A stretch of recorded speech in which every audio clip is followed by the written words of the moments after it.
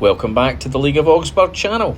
The Battle of Coronel, which took place on November the 1st, 1914, is a perfect scenario to explain the mechanisms of Dreadnought based on using single ships rather than squadrons.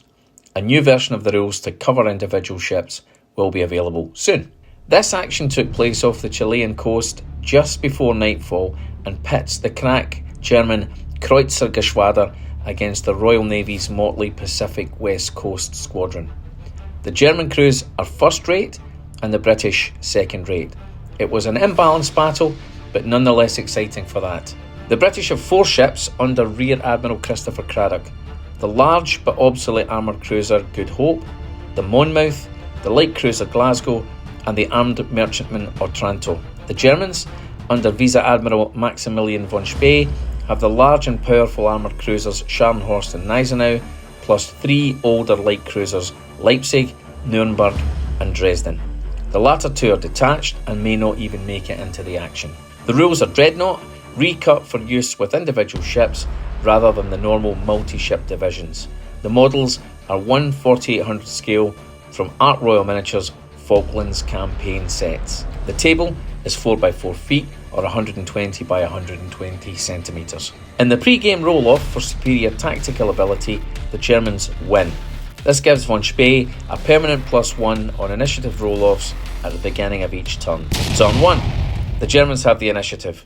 Both sides decide to move in line astern as a squadron. The Germans want the British to move first.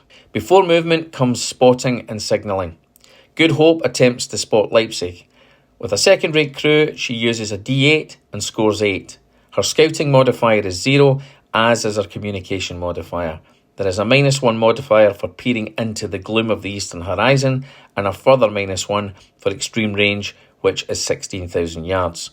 Another -1 is applied for attempting to spot a small target, in this case a light cruiser. With a net 5, she spots Leipzig, but not the following ship, Scharnhorst. Her next action is to signal the discovery to the next astern, Monmouth.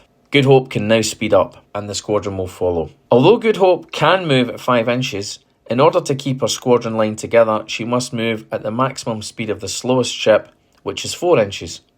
The other ships will be curious about the flagship's increase in speed, but for now, all they can do is follow. Leipzig uses a D10 to spot as her crew is first rate. She throws 6, to which is added +1 for spotting against the backlighting of the western setting sun. Modifiers of -1 for spotting at extreme range and -1 for poor comms are applied. This gives it a net score of 5, meaning she sees Good Hope but not Monmouth following. She too is unable to send a successful signal because of a throw of 4 and her -1 for poor comms. Captain Haun increases his speed and moves 5 inches. Von Spee, following in Scharnhorst, will know the game is afoot. At the end of the move, Good Hope alters course to close the gap with the enemy. This is the only tactic Rear Admiral Craddock can use to counteract superior enemy firepower if Spee's as yet unseen armoured cruisers are present. Turn 2. The British win initiative.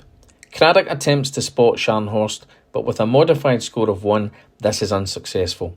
Her signalling is no better, and Monmouth, immediately astern, remains oblivious to the enemy and blithely follows the flagship. Leipzig is successful in spotting next astern Monmouth, and despite her poor comms rating, passes a signal to Scharnhorst on a net score of 8, which is bounced on to Gneisenau on a further -1. This communicates the presence of the 2 spotted British ships.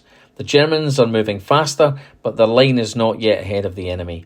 The range has closed to 14,000 yards, but this is still beyond extreme range for the firepower 3 guns of Good Hope and the German armoured cruisers.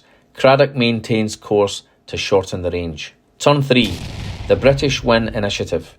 Craddock again attempts to spot Scharnhorst. Although she receives +1 for a second attempt to spot the same ship, her raw score of 3 and the associated negative modifiers for eastern gloom and range means she fails. Her signal to the squadron is this time successful, and all the British ships become aware of a German light cruiser heading south between them and the Chilean coast. Von Spee is chosen to spot this time. He tries to spot the third in line, Glasgow, from Scharnhorst. The attempt is unsuccessful. He's able to send a signal to his squadron to close the range with Good Hope and Monmouth to 10,000 yards, which will bring Leipzig's firepower 2 guns into play and allow the maximum concentration of fire. For now, both sides move all ships together, having chosen to stay in line astern. The range is closed enough for Good Hope's primary armament to reach Leipzig. The light cruiser is not yet within range, but the as yet unseen Scharnhorst and Gneisenau are within range of Good Hope. Craddock may be in for a nasty surprise. Ranging in or acquiring target is a key element of Dreadnought. Good Hope is attempting to acquire Leipzig. Scharnhorst and Gneisenau are attempting to do the same with Good Hope. Good Hope scores 4. She takes -1 for poor visibility, -1 for a small target, and -1 for extreme range. She needed 5 and has a net score of 1. She does not acquire a target. Scharnhorst throws 8 and receives +1 for backlit visibility, +1 for good comms, and -1 for extreme range. She has acquired Good Hope and will open the battle with a broadside. Gneisenau's net score is 2 and fails to acquire target. The shock salvo at 11,000 yards from Scharnhorst is at extreme range. This halves her 2 shooting dice to a single D10. Needing a 6 to hit, she throws 7, opening the battle and alarming the British, who did not even think their enemy was within range. A hit is marked off on Good Hope's roster, and 1 round of primary armament ammunition is checked off for Scharnhorst. Turn 4. Initiative is with the Germans. They nominate Craddock to move first. The British Admiral frantically tries to spot the source of the recent damage. Good Hope throws a raw 7, to which is added +2 for attempting to spot a ship for the 3rd time consecutively. The various negative modifiers bring the net score back to 7. Craddock has spotted Scharnhorst, and with a further -1 for a secondary spot, Gneisenau also. Her signalling remains frustratingly poor, and her squadron is unaware of the enemy and that the flagship is under fire. Scharnhorst manages to spot Glasgow with a net score of 5, but as yet, Otranto remains undiscovered. The flagship signal to Leipzig and Gneisenau is received and acknowledged.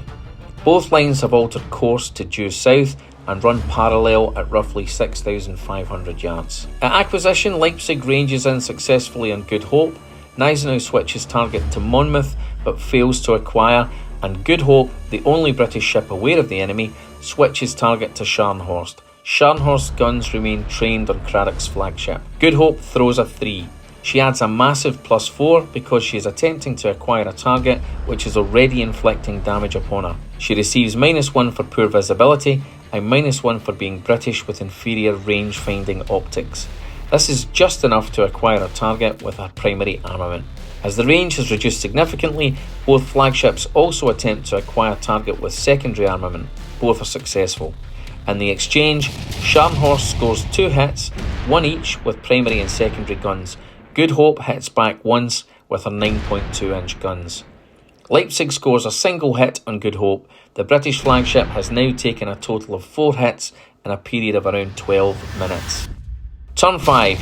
The Germans win initiative. The remainder of von Spee's squadron, the light cruisers Nuremberg and Dresden, arrive on the table from the north and are about 9 miles behind the action and beyond visual contact distance. During spotting, Monmouth is nominated and spots Scharnhorst and Gneisenau. She gets a signal to Glasgow directly behind, but Otranto remains oblivious to them, although she has been spotted by the enemy. During acquisition, Gneisenau again tries to target Monmouth. This time she succeeds. Monmouth ranges in on Scharnhorst and Glasgow on Gneisenau. A natural 1 for Monmouth is an automatic fail. Glasgow fails by a combination of poor raw score and negative modifiers. Gneisenau finds her target at last. In the shooting phase, Leipzig and Scharnhorst continue targeting Craddock and Good Hope. The light cruiser misses. Scharnhorst scores twice.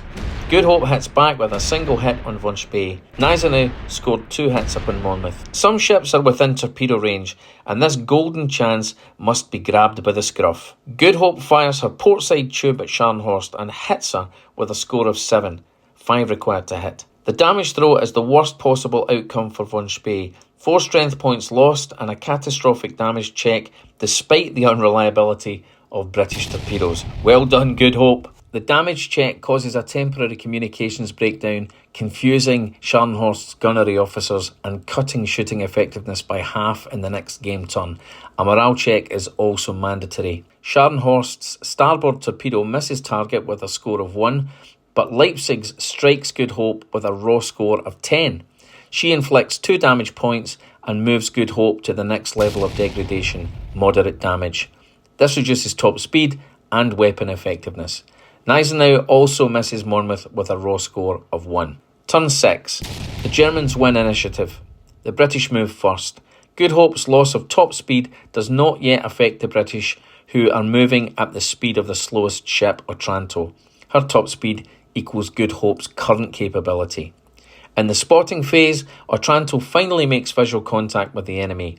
As all of von Spee's ships are already engaged, the only acquisition is from the British. Monmouth, Glasgow and Otranto all range in successfully on Gneisenau. Just. The lines are fully engaged at a range of around 5,000 yards. Good Hope hits Scharnhorst twice. Von Spee's ship, temporarily hobbled by last turn's torpedo damage, cannot reply, although Leipzig keeps up the pressure on Craddock with 2 well-placed hits. Persistent British fire is now beginning to tell. Scharnhorst slips into moderate damage and begins slowing down. Monmouth and Glasgow each score a single hit on Gneisenau. In return, she lands 2 on Monmouth.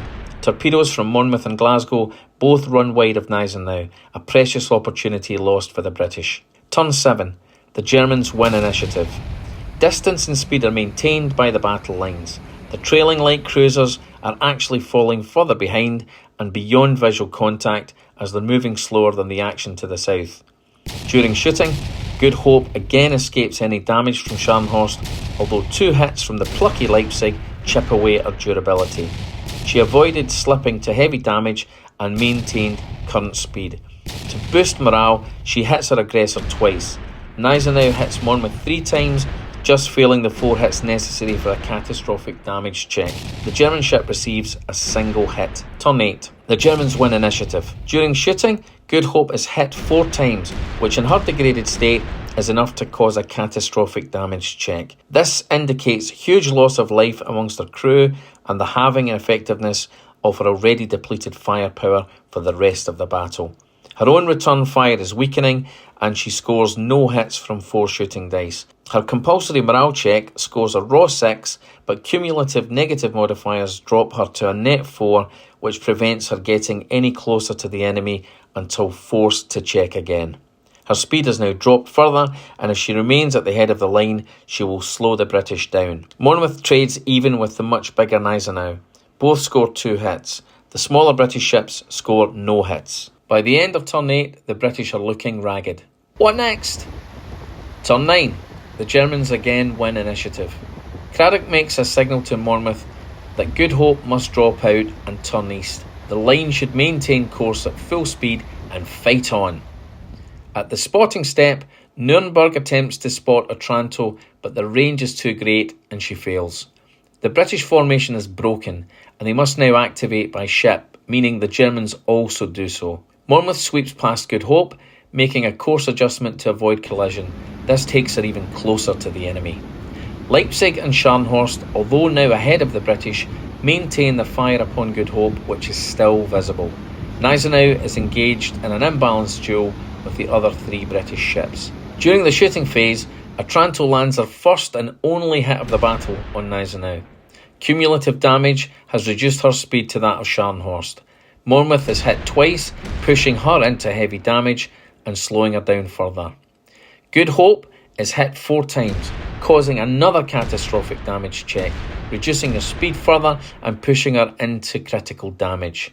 The check produces the most dramatic outcome possible, a magazine explosion.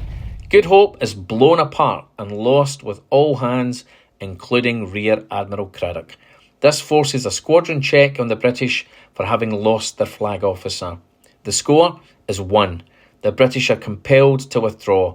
It's every ship for itself. Will they get away under cover of the rapidly enveloping darkness? Turn 10. There is no initiative roll-off as the British are under a compulsory withdraw order. Von Spee successfully signals his ships to pursue and destroy. Monmouth is falling behind as the British turn eastward. The battle becomes a stern chase. At acquisition, Scharnhorst targets Monmouth and Gneisenau Glasgow in order to fire bow-mounted torpedoes. Both are successful with incredible raw scores of 10. Scharnhorst gets +1 for firing at a slow target, but -2 for shooting at the enemy's stern. She hits, causing 3 damage points and forcing a catastrophic damage check. Monmouth is already so badly battered that the outcome makes no difference to performance, and she is currently retreating. Turn 11. Glasgow and Otranto work up full speed and slip into the night, unspotted by the Nuremberg and Dresden, and disappearing into the gloom ahead of von Spee's ships. Both are undamaged. Gneisenau closes the range to 1,500 yards from the crippled Monmouth and sends her to the bottom with 6 hits.